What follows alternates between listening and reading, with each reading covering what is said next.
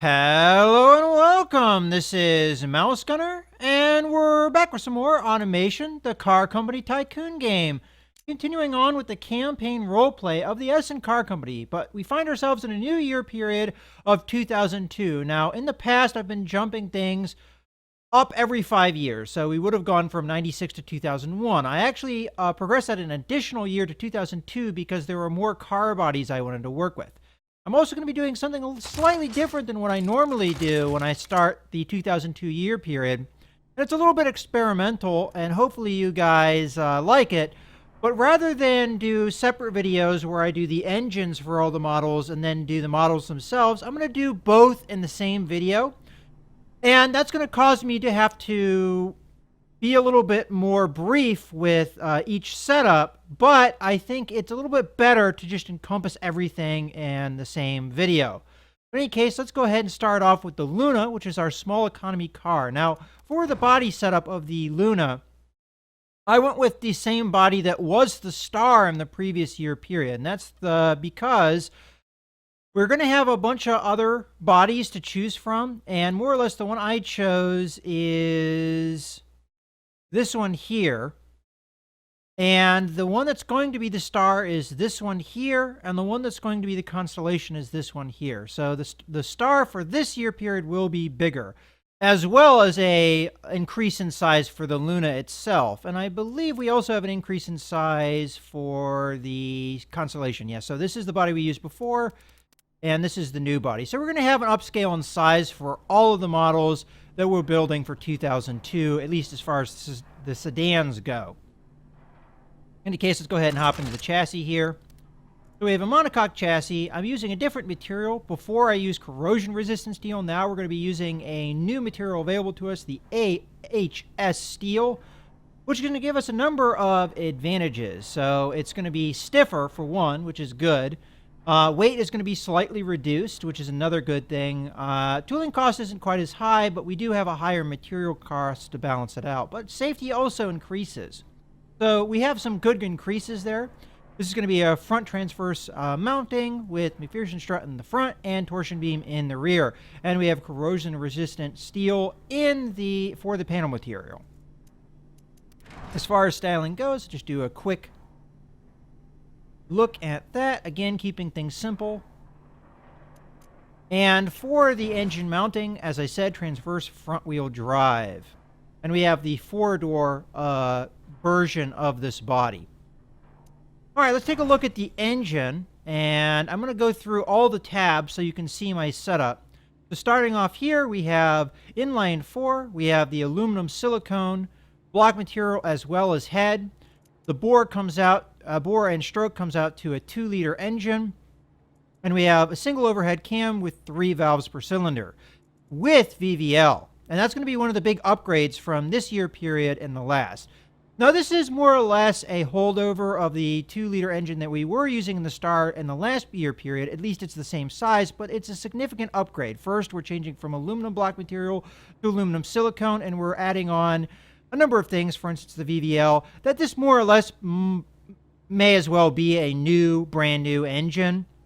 And pretty much every other engine that I'm going to be showcasing and all the models for this year period are going to be more or less brand new engines. I know that's not particularly realistic for a car company to come up with a bunch of brand new engines all in the same year period like this, but I wanted to take advantage of some new technology to the fullest extent, for instance, VVL for the most part. So I did go ahead and go with more or less new engines for every car model.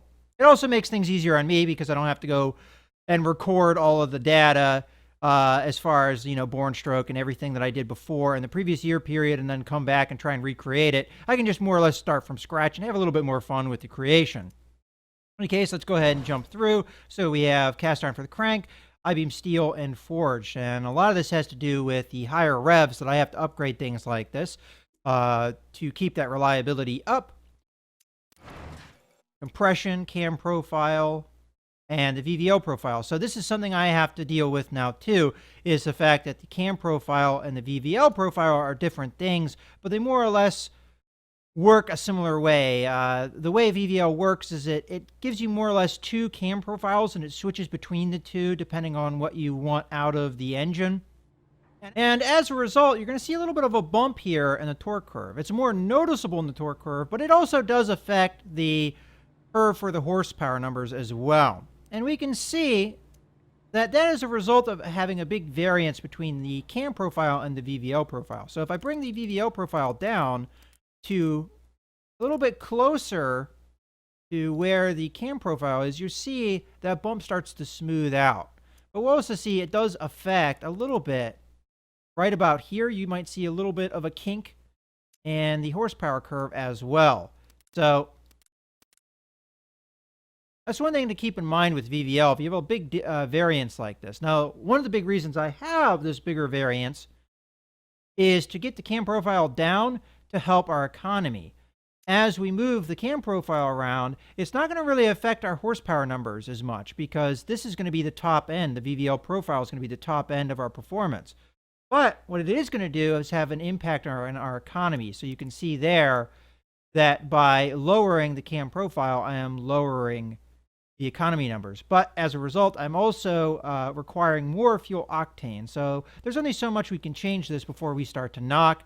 And knocking is always a bad thing, of course. So moving along, I also have VVT, which is going to help performance. This is naturally aspirated.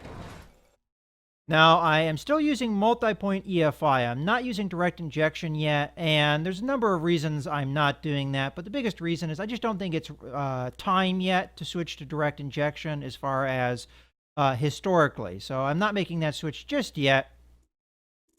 Single throttle, standard intake, regular fuel. This is my setup here as far as fuel mixture, ignition timing, and RPM limit. The exhaust went with short cast, and three-way, and a single reverse flow muffler.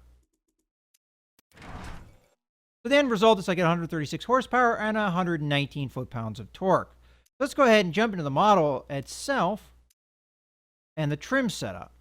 So starting with the gearbox, this trim that we're looking at now is more or less the base trim, and there's one other trim, which mostly the difference is a manual transmission and automatic transmission. With the Lunas, I like to keep things simple. So we have a 5-speed manual, and we have set up the 5th gear to be more of an economy gear. Now, we do have a little bit of wheel spin here, and kind of pokey 0 to 62 time, 10.3 seconds. But I tried to make that as good as I could. Miles per gallon wise, we get 27.9 miles per gallon. And I am using an open differential to keep costs low. Now, if I did switch to a viscous LSD, which I am going to do probably more in the future, and this could be an argument for doing this. I mean, yeah, it's going to make the car a little bit more expensive and take more time to produce, but we get rid of that wheel spin, which improves things in a number of categories. And we do gain utility in off-road pretty significantly. So you could make an argument for that. And as time goes on, we're going to have more and more expensive models. We're going to be putting more tech into them. We're going to be putting more of an upgrade into the overall vehicle, which is going to increase that cost, but it's also going to make the vehicles overall better. You know what? I think I am going to do a viscous LSD switch. Now, in the description here, it says that's more for performance-oriented vehicles, but I think, it's about time that we start making this more standard equipment. In any case, moving along, we have medium compound road. I have 16-inch rims and 175s in both front and rear, and we have steel rim material. As far as the brakes go, I have a solid 1 piston in the front and drums in the back, and I have the brakes being as big as they can be, and we only have a little bit of brake fade, so nothing to worry about. Moving along, I have a fully clad under tray, and the cooling airflow is roughly 10 above where my required cooling is. As far as the interior goes, I have 5 seats, standard, power steering ABS standard, and standard safety. Suspension, this is more or less the normal preset with some tweaking to get a little bit better handling out of things, stiffen things up in the front end. as far as the damper stiffness, and it's not quite as heavy in the rear. And that's to smooth out the bumpiness here on the graph. And the ride height is adjusted to be just above the bottom out. All right, let's take a look at the test track numbers. So as far as the weight distribution, this is quite front heavy. This is a front wheel drive car, but that is pretty front heavy. And we're looking at almost 2,800 pounds. Top speed comes in at 124.5. And cornering G's, this is not that great of a cornering vehicle. Go ahead and run our time. And the time comes out to 1 minute 40.46. Now, I'm not sure what model this is comparing to. I was working on another model earlier, but this is not a Luna model that number is being compared to. All right, so finally, let's look at the automatic transmission version of this. And I am going to make the change to the differential here as well to keep things the same. And you know what? We may be able to push this engine a little bit more to get the gearbox anyway, be a little bit more aggressive,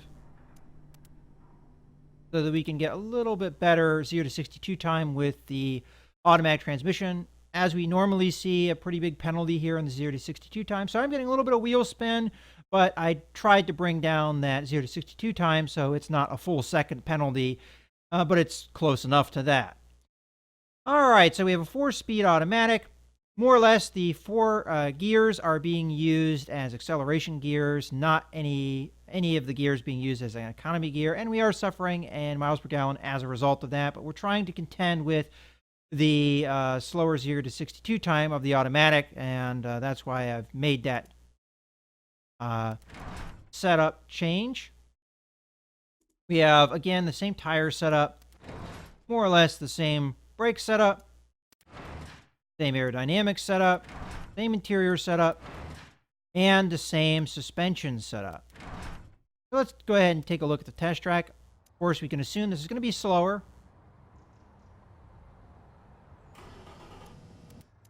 And it is indeed losing more than 2 seconds, but as I said, we tend to see that when we switch from a manual transmission to an automatic transmission, so not too surprising. Okay, let's look in the actual project setup and the factory setup for the production of the vehicle. So more or less exactly the same way I've done it in the last year period. We've got a 70 focus because this is more about building numbers quickly in both the engine and the model setup.